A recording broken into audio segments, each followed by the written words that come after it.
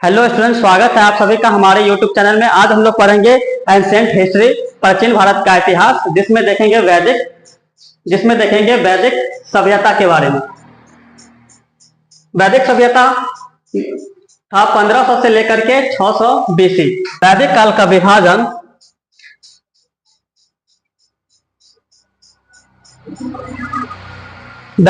विभाजन दो भागों में किया गया है। ऋग्वैदिक काल 1500 से 1000 ईसा पूर्व। ऋग्वैदिक काल का कार्यकाल कब से कब तक था? 1500 से लेकर के 1000 ईसा पूर्व। और उत्तरवैदिक काल 1000 ईसा पूर्व से लेकर के 600 ईसा पूर्व था। उत्तरवैदिक काल कब से कब तक था? 1000 ईसा पूर्व से लेकर के 600 ईसा पूर्व। वेदों के द्वारा प्राचीन आर्यों के सामाजिक, आर्थिक, धार्मिक एवं राजनीतिक जीवन के बारे में पर्याप्त जानकारी मिलती है। वेदों के द्वारा हमको किसके बारे में जानकारी मिलती है? आर्यों के सामाजिक, आर्थिक, धार्मिक और राजनीतिक स्थिति के बारे में जानकारी मिलती है। वैदिक युग की सांस्कृतिक दशा के ज्ञान एकमात्र स्रोत वेद है। वेदों की संख्या 4 वेद है। वेदों की संख्या कितनी है? 4 है। कितने वेद है? 4 है। पहला ऋग्वेद, यजुर्वेद, सामवेद, अथर्ववेद। ऋग्वेद वेद कितने हैं? वेद 4 हैं। ऋग्वेद, यजुर्वेद, सामवेद और अथर्ववेद। आगे हम लोग देखेंगे वेद के बारे में विस्तृत जानकारी से पढ़ेंगे। पहला है ऋग्वेद, जिसका कार्यकाल था 1500 से लेकर के 1000 ईसा पूर्व। हम पहले बता चुके हैं आप लोगों को। ऋग्वेद 1500 से 1000 ईसा पूर्व सबसे प्राचीन वेद माना जाता है ऋग्वेद को। सबसे प्राचीन वेद किसको माना जाता है? ऋग्वेद को। सबसे प्राचीन वेद है ऋग्वेद। यह एक ऐसा वेद है जो ऋचाओं में बद्ध है। ऋग्वेद किस में बद्ध है? ऋचाओं में। ऋग्वेद में कुल 10 मंडल है, 10 से 28 सूक्त है। ऋग्वेद में कितने मंडल है? 10 मंडल है। कितने सूक्त है? 28। 10 से 28 सूक्त है और 10 से 58 ऋचाएं हैं। ऋचाएं का मतलब होता है मंत्र। कितने मंत्र हैं? 10,580 ऋचाएं हैं। इस वेद के पढ़ने वाले ऋषि को होत्री कहते थे। यहाँ में स्टार्ट हो गया है। ऋग्वेद को पढ़ने वाले को क्या कहा जाता था? होत्री। इसके बाद है ऋग्वेद का पहला एवं 10वां मंडल अंत में जोड़ा गया था। ऋग्वेद का कौन सा मंडल सबसे अंत में जोड़ा गया था? तो पहला और 10वां मंडल सबसे अंत में जोड़ा गया था। ऋग्वेद के तीसरे मंडल में सूर्य देवता सविता को समर्पित प्रसिद्ध ज्ञात्री मंत्र हैं। ऋग्वेद के तीसरे मंडल में कौन चीज है? तो सूर्य देवता सविता को समर्पित ज्ञात्री मंत्र है। 9वें मंडल में देवता सोम का उल्लेख है और 10वें मंडल में चतुर्थ वर्णीय समाज की संकल्पना का आधार है। अगर यहां से पूछा जाए कि ऋग्वेद के 9वें मंडल में किसका चर्चा है, तो ऋग्वेद के 9वें मंडल में सोम का उल्लेख किया गया है और 10वें मंडल में सामाजिक कल्पना का आधार है। ऋग्वेद 2 ब्राह्मण ग्रंथ हैं। ऋग्वेद के कितने ब्राह्मण ग्रंथ हैं? 2। ऋग्वेद के 2 ब्राह्मण ग्रंथ हैं। पहला है ऐतरेय, दूसरा है कौस्तिकीय अथवा संख्यायन। ऋग्वेद के कितने ब्राह्मण ग्रंथ हैं? ऋग्वेद के 2 ब्राह्मण ग्रंथ हैं। पहला है ऐतरेय एवं दूसरा है कौस्तिकी। चलिए आगे देखते हैं।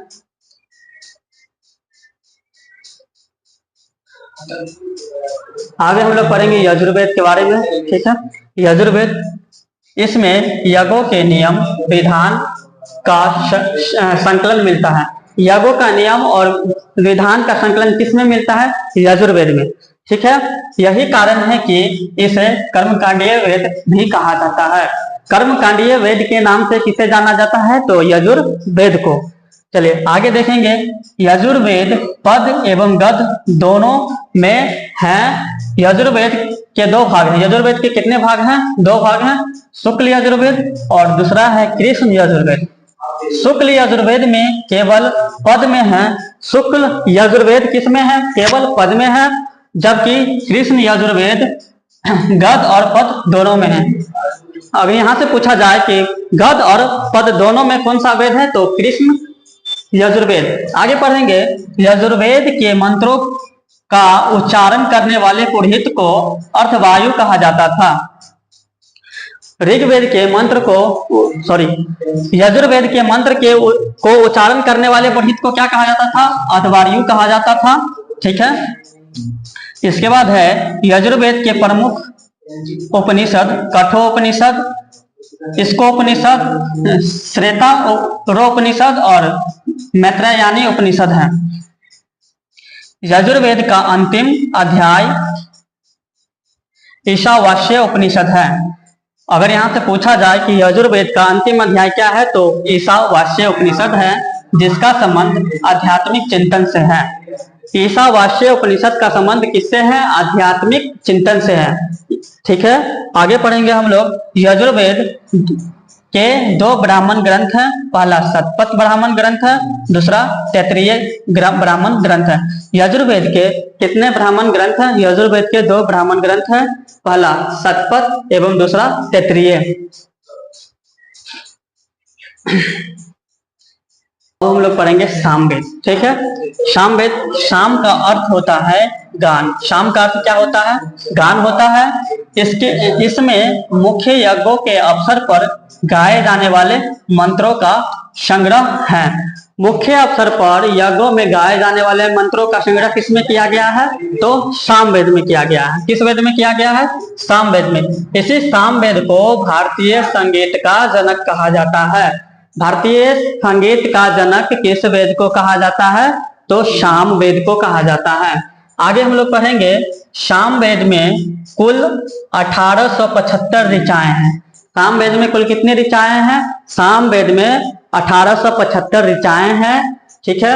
आगे है सामवेद के मंत्रों को गाने वाले उद्गाता कहलाता है। सामवेद के मंत्रों को गाने वाले क्या कहलाते हैं? उद्गाता कहलाते हैं। इसमें मुख्यतः सूर्य स्तुति के मंत्र हैं। अगर यहाँ से पूछा जाए कि सूर्य स्तुति के मंत्र किस वेद में है, तो सामवेद में। भारतीय संगीत का जनक किस वेद को माना जाता है? तो सामवेद को माना जाता है। ठीक है। आगे है सामवेद के प्रमुख उपनिषद छंदोग्य तथा जैमिनीय हैं। आगे है सामवेद का ब्राह्मण ग्रंथ पंचविश ब्राह्मण, इसके बाद षड्विश ब्राह्मण है। सामवेद के ब्राह्मण ग्रंथ कौन सा है? पंचविश ब्राह्मण और षड्विश ब्राह्मण है।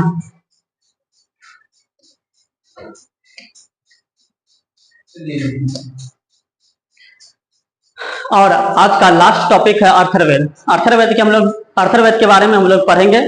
देख लेते हैं थोड़ा सा अर्थर्वेद। अर्थर्वेद, इसकी रचना अर्थव अथवा अंगरीष ऋषि द्वारा सभी ग्रंथों के बाद में की गई थी। अर्थर्वेद की रचना सबसे लास्ट में किया गया था। तीनों वेद के बाद लास्ट में किया गया था। ऋग्वेद, यजुर्वेद और सामवेद के बाद अर्थर्वेद की रचना किया गया था। किसके द्वारा किया गया था? तो अर्थव तथा अंगिरस ऋषि के द्वारा सभी ग्रंथों के बाद किए गए थे। इसीलिए इसे अर्थवागिरीश वेद भी कहा जाता है। अगर पूछा जाए किस वेद को अर्थवागिरीश वेद के नाम से जाना जाता है, तो अर्थर्वेद। ठीक है। सबसे लास्ट में किस वेद का संकलन हुआ था? तो अर्थर्वेद का। ठीक है। इसमें ब्रह्मा ज्ञान, धर्म, सामाजिक निष्ठा, औषधि प्रयोग, रोग निवारण, जादू टोना, तंत्र मंत्र, अनेक औषधि का वर्णन किस वेद में है? अर्थर्वेद में। अगर यहाँ से अगर पूछा जाए, आप लोगों से कई बार एग्जाम में पूछा जा चुका है कि तंत्र मंत्र का उल्लेख किस वेद में है? ऋग्वेद, यजुर्वेद, सामवेद, अर्थर्वेद। तो इसका राइट आंसर हो जाएगा अर्थर्वेद। ठीक है। और इसकी रचना सबसे बाद में हुई थी। अर्थर्वेद एकमात्र ब्राह्मण ग्रंथ है, ब्राह्मण गोपथ है। अर्थर्वेद का एकमात्र ब्राह्मण ग्रंथ कौन सा है? गोपथ है। अर्थर्वेद का एकमात्र ब्राह्मण ग्रंथ कौन सा है? गोपथ है। आगे पढ़ेंगे। अर्थर्वेद के उपनिषद मंडोपनिषद, प्रश्नोपनिषद तथा मुंडकोपनिषद हैं। मुंडकोपनिषद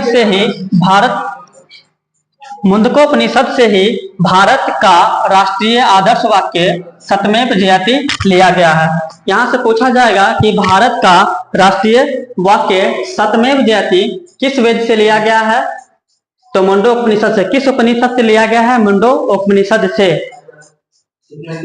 लास्ट है, इसमें सभा और समिति को प्रजापति की दो पुत्रियां कहा गया है। सभा और समिति को यहाँ से प्रश्न कई बार पूछा जा चुका है कि सभा प्रजापति की दो पुत्रियां किसे कहा जाता है? तो सभा और समिति को, प्रजापति की दो पुत्रियां किसे कहा जाता है? सभा और समिति को कहा जाता है। थैंक यू, आज इतना ही, फिर आगे देखेंगे कल का वीडियो में।